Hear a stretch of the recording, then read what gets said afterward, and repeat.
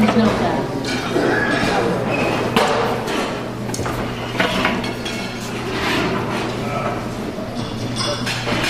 David and Haviland, who I consider a close friend, and his wife Katie, will now come up. He has been Professor Emeritus of Architect, Vice President of the Architect Institute, Board of Trustees Emeritus, my mentor, and of the Rensselaer Newman Foundation. David, they look forward to you.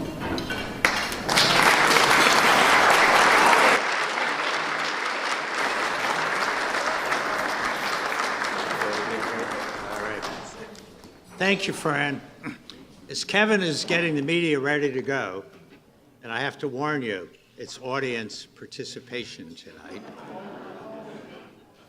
I've been informed that the World Series is on.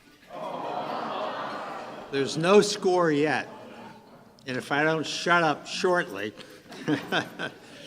any event, it is my privilege, and it is a privilege, to talk tonight at this Committee of 100 dinner. As we celebrate 50 years of the Chapel and Cultural Center building, which opened in a series of two-week-long celebration, right about now, end of October, early November, 50 years ago. This building, this Chapel and Cultural Center, was a fulfillment of forces that were years, even decades in the making. As Bishop Hubbard pointed out last year at this very dinner, RPI received its first Roman Catholic chaplain, a part-time position, in 1914. We go back. And a resident Catholic chaplain, Monsignor Bill Slavin, came here in 1936, and Tom Phelan in 1959. And under Father Tom's leadership, this place grew by leaps and bounds in the 60s. And think back for a moment to the 60s. Probably most of us, but not all of us in this room, remember. It was a time of great uncertainty. The Vietnam War was in full swing. There was unrest on college campuses and all around the land. Sound familiar? And the church at RPI, under Father Tom's leadership, offered opportunities for constructive, creative, and Christ-centered involvement for RPI students, as well as the community of adults and families that gathered to support them. And moreover, the church at RPI really embraced the Vatican Council reforms, attracting a great many Catholics, and I'll have to say non-Catholics, to this community. And in this milieu, in the late 60s, Father Tom envisioned a building that would house these religious activities and even more, link them to science, the arts, and the broader culture. A chapel plus a cultural center. It was intended to be a special place and hold a special place in the enterprise, which is RPI, the Troy Community Capital Region. And for 50 years, with the loving ministrations of those gathered in this room, and with many others who have gone before and who cannot be with us tonight, this place, this chapel and cultural center, has evolved and matured. So as we celebrate this accomplishment, and as we prepare for the next 50 years, it is appropriate that we ask this question: what is this place? What is its role and value at RPI, in the lives of its students and alums, in the community, in the church, in the world at large? In thinking about how to go about this, Father Ed said, why don't you use as your text our gathering song tonight for those of you who are at Mass? What is this place? And looking at this hymn, 3 verses, and what it has to say in very straightforward, sort of Dutch might I say, Protestant prose. What is this place? So we're going to take this hymn as our text tonight. Now, before we get into actually delving into the hymn, we should look at its cover information. Who wrote it? What is its tune, etc.? All right, it's written in 1968 by a Dutchman, Huub Oosterhuis. And I don't know whether we have any Dutch speakers. I probably just murdered the poor guy's name. Translated by David Smith. I don't think I murdered his name. It's to a tune called Komt nu van Zang, and I'm sure I murdered that, which is a traditional Dutch hymn. And by traditional, it was published in 1626. It's harmonized in 1968 and published and copyrighted in 1967. And I have to, my sort of sponsor and my lawyer requires me to tell you that the Oregon Catholic Press has given us license to sing this hymn tonight. Now, looking at this hymn, a couple things jump out at me. Look at the yellow type on this screen. 1968, 1970, 1968, 1967. There's no question, in terms of lyrics, this is a Vatican Council hymn. And we'll talk a little bit about that. But also, the tune is a very, very old Dutch tune. So let me start with the tune, because the lyrics, of course, are the most profound. But the tune is not unimportant. It was published in 1626 by a Dutchman whose name is Adrianus Valerius. And he published a book of songs, and I apologize for the resolution of this, but we live in the modern world, so this came from the internet. But of course, it was also published in 1626, so it's old, all right? And it was a book of tunes and lyrics that were very, very important at the time. They were inspired by the Dutch War for Independence. From whom? Spain. And Spain was Catholic. The Dutch, Protestant at this time. So we're talking about basically a Protestant hymn book, okay?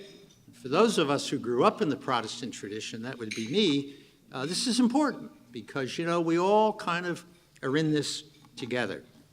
This compilation of tunes, not the words we're going to sing tonight, but the tunes, turns out to be very, very important in the Dutch world. In this book is the tune to the Dutch national anthem today. And in this book is this tune. And I know you recognize the tune, and I'm sure you recognize the words, but it is none other than "We Gather Together to Ask the Lord's Blessing," one of the great gathering and Thanksgiving hymns in both the Catholic and the Protestant traditions. So that's the source of our tune. I'd like to engage for just a couple of minutes in a little speculation. And then as we get past this, we won't be speculating anymore, but it's always fun to wonder about things. I looked at 1626. What was happening in the Netherlands in 1626? The Dutch East India Company, Dutch West India Company, and the patroons. The patroons. And the patroons are very important here at RPI. The 9th patroon of Rensselaer, Stephen van Rensselaer III, is the founder of RPI. In fact, we don't look at this picture of him. We think of him as Uncle Steve.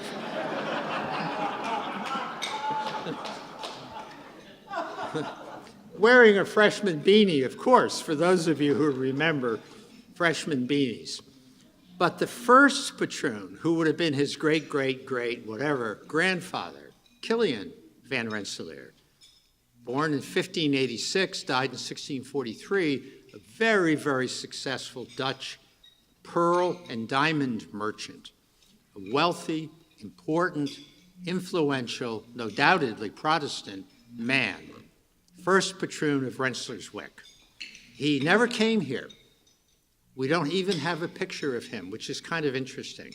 But you see his coat of arms in the middle panel, that stained glass window there, below the crest with the birds and stuff, whatever those are. And if you look at the RPI flag of today, you will see exactly that crest. It is the Van Rensselaer crest. Kilian, as I said, was born in 1586. By 1620, when this tune was published, he was an important Dutchman. He married his second wife in 1627, his first wife having died, as often happened in those days.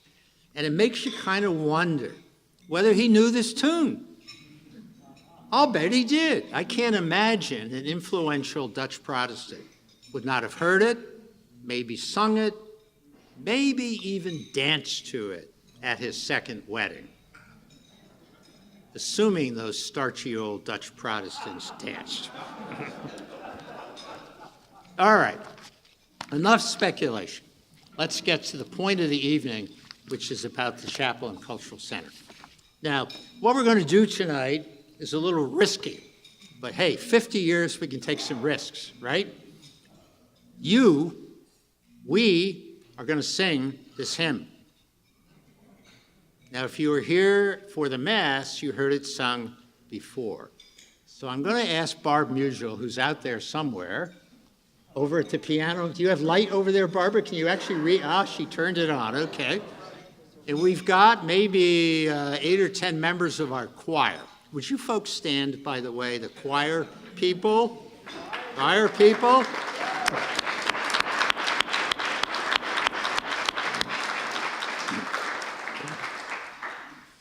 And the way we're going to work this is as follows.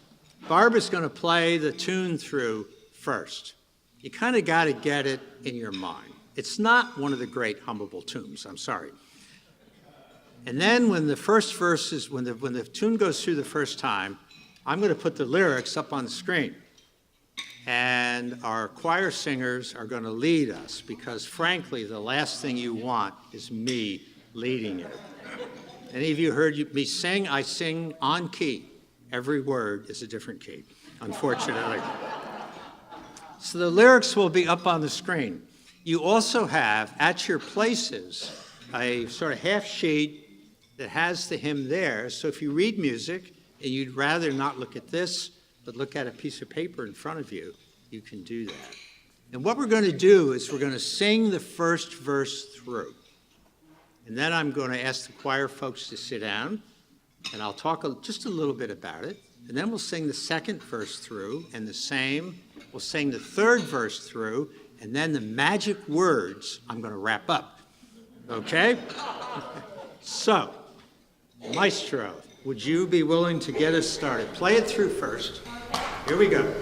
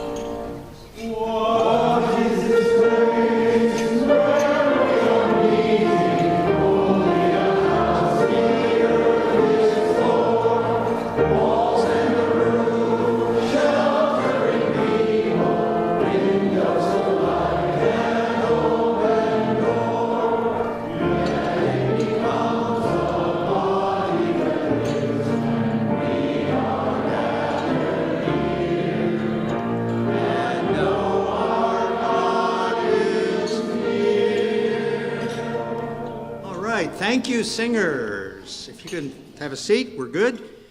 And I would like to go on by saying that certainly the Chapel and Cultural Center is a building with the earth its floor. For sure, the building is anchored in the earth. Here you see an early construction photo. And in this photo, you see Father Tom, whose back is to you, and Monsignor Slavin, who's looking at you. Well, he's actually looking at his hand. He's afraid he might bang his thumb, because what they're doing is they are driving a stake into the earth. And that stake is directly below the altar, which is behind me. Above the altar, on the clerestory roof, which you also can't see, is a small metal cross. And that stake, our altar, and that cross establish a vertical axis reaching up to the heavens, establishing the ancient symbol of center. The Chapel and Cultural Center was purposely constructed with gray walls, walls of earth. And these walls are intended to take on life and meaning from us when we inhabit it, when we are gathered here, when we come here for some purpose. This building as a living body is achieved in so many ways. As Kevin showed earlier, when you fill this room, it becomes a body, not just an earthen structure. Whether it's gatherings such as this, liturgy, proclamation from the altar. For those of you who don't worship here regularly, here's Father Ed on Easter morning, holding a newborn lamb and a very large diaper, I might point out. It becomes a living body in the coffee hours and the gatherings that we have here, in the sacraments that are performed here, and indeed in individual prayer and meditation when people simply walk into this building at any hour of the day and make it their own through prayer, meditation, walking a labyrinth, sitting at the piano, whatever it is that they do. This, our earthen vessel, becomes a living body. And when that happens, something really magical happens. We become a living body. Here is a quote from an architect who was very, very popular when I was a student at RPI. He's Dutch. Everything tonight is sort of Dutch, by the way. Aldo van Eyck. He has kind of an important point in our little factoid in the history of this community, because when the church was dedicated, Aldo van Eyck was supposed to come and speak, and he couldn't. He had a health problem. He recommended that Patrick Quinn come and speak, and that's what brought Patrick to Troy and to this community. So as Father Ed likes to say, coincidence is God's way of remaining anonymous. But what Aldo van Eyck said is that space, in the image of man, and today we would say man and woman, of course, is place. And time, in the image of man and woman, becomes occasion. It's pretty profound when you think about it. We transform this building from mere structure to place and occasion. We're no longer talking about concrete blocks or a rose window or a table or a lectern like this, but we are talking about a living body, a body which, using the words of our hymnist, where we know that God is near. Verse 2. So, singers, stand up. Congregation, get ready. Barb is going to play a short introduction, and we will launch into the second verse.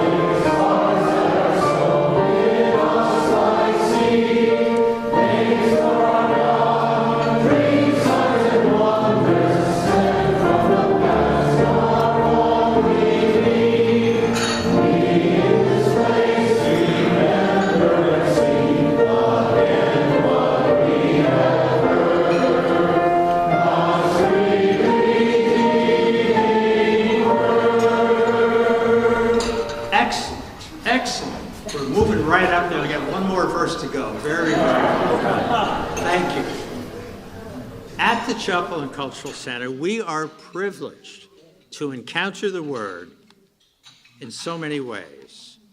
At Mass, in readings and in homilies. You see Deacon Joe in front of you.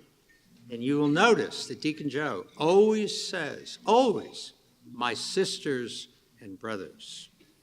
In the sacraments, in the music that we perform and sing, in lectures, movies, gallery exhibits, and a whole lot of other occasions that transform our building into a living body.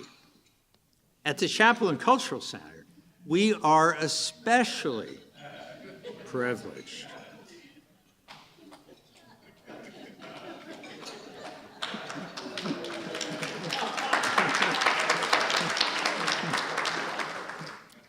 In our history, this is a church that's had two pastors only. The parish has had two pastors. Both Father Tom and Father Ed were historians. And for those of us who have had the privilege of being here all that time, they have invited generations of RPI students and the community that gathers to support them to understand the importance of time and place, to really understanding the ideas and actions that happened then. So when the Bible is read, we hear about the ancient Near East and why these things happened and what they mean and what they meant then and what they might mean today. Context, some of us say, is everything. In understanding the New and Old Testaments, one really needs to understand context, and there are plenty. Keep in mind, Katie and I live in the South. There are plenty of people out there who are quite prepared to pick and choose from the Bible. And I'm afraid to say, politically, there are a whole lot of people who are willing to say stuff out of context. Our goal here is to teach our students and our community to put things into context. The word has to be understood in context, and most important, the word then needs to be put into practice. So here we have baptism, and I know the magic moment of baptism is when the baby goes under the water, and everybody goes, what's going to happen? But the part of baptism that I want to speak to, I don't have a slide of, but after we come back in here, the celebrant touches the ears of the baby or the adult being baptized and says, receive the word of God. Now, we all kind of blow by that, but the next time it happens, listen. The celebrant doesn't say, hear the word of God. God knows we hear everything around us. The celebrant doesn't say, listen to the word of God. Well, we sort of listen to some of the stuff we hear. The celebrant says, receive the word of God.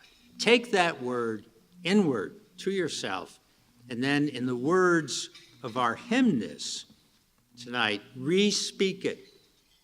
Take it, make it yours, proclaim it in the living of our lives. We, in this place, remember and speak again, that means through our actions, what we have heard, God's free, redeeming word. Verse 3, the Eucharistic call to justice one more time. Singers and congregation, and this time really belt it out because it's your last chance and you're doing great. Barb?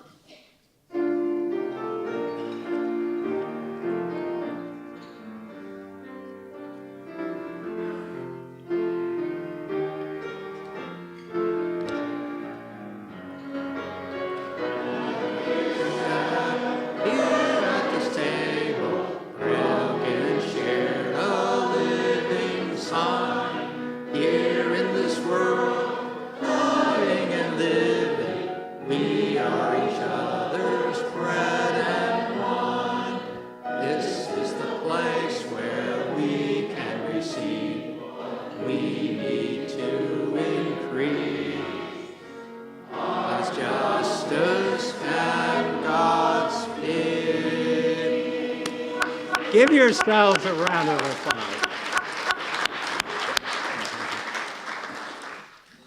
Thank you, music ministry. We are also blessed at the chapel with wonderful musicians, terrific music directors, even a priest who happens to be here tonight, who some of us can remember playing the organ with a harmonica strapped to his mouth, a guitar in his hand. That's Father Gary. He's over here.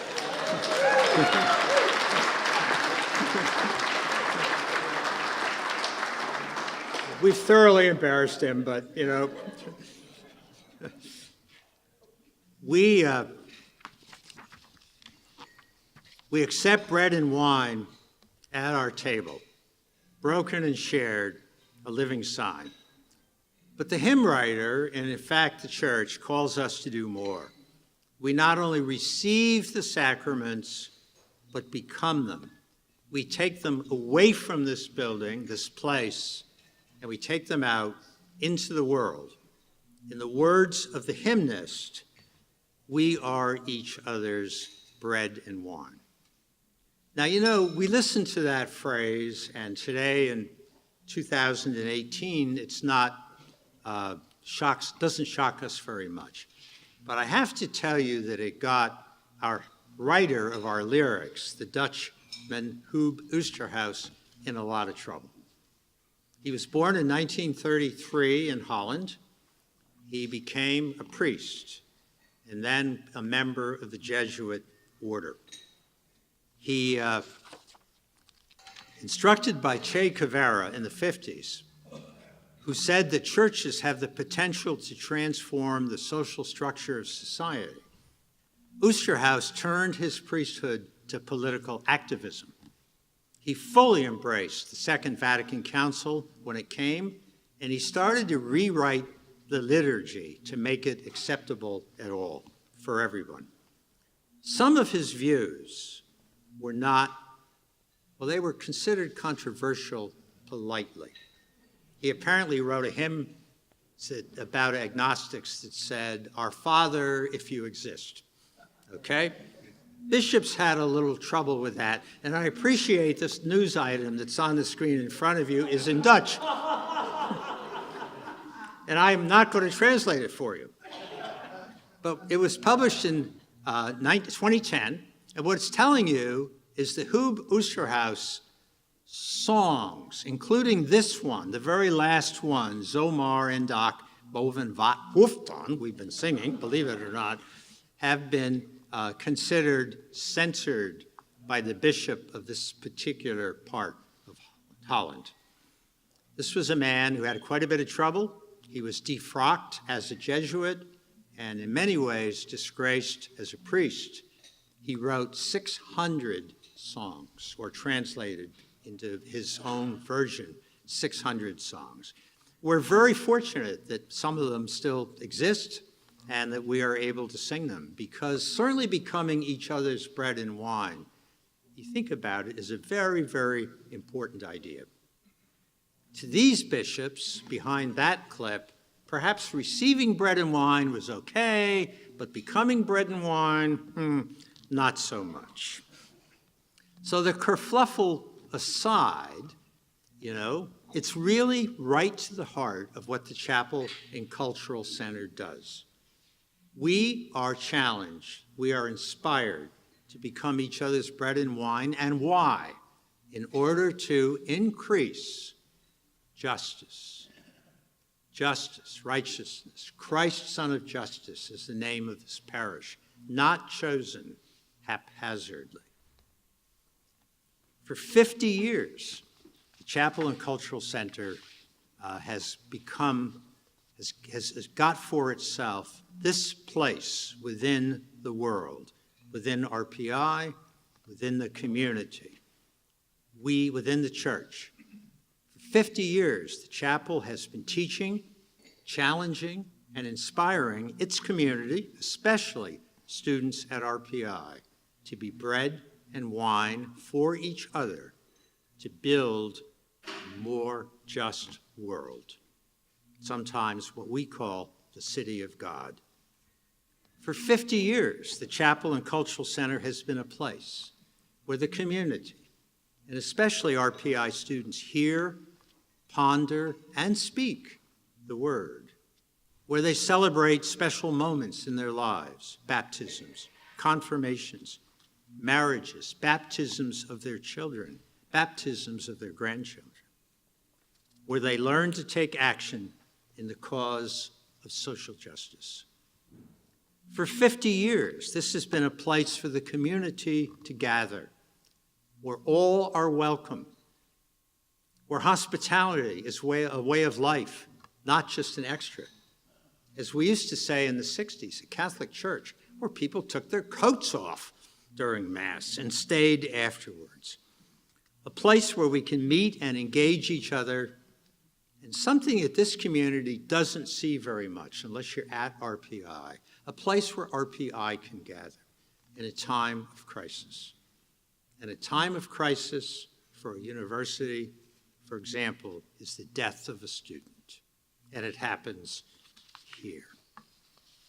For 50 years, this has been a place of teaching and learning, of history and its lessons, of the arts and their place in the world, of religion and how it interacts with science and culture, and the importance of living a life that is right and just.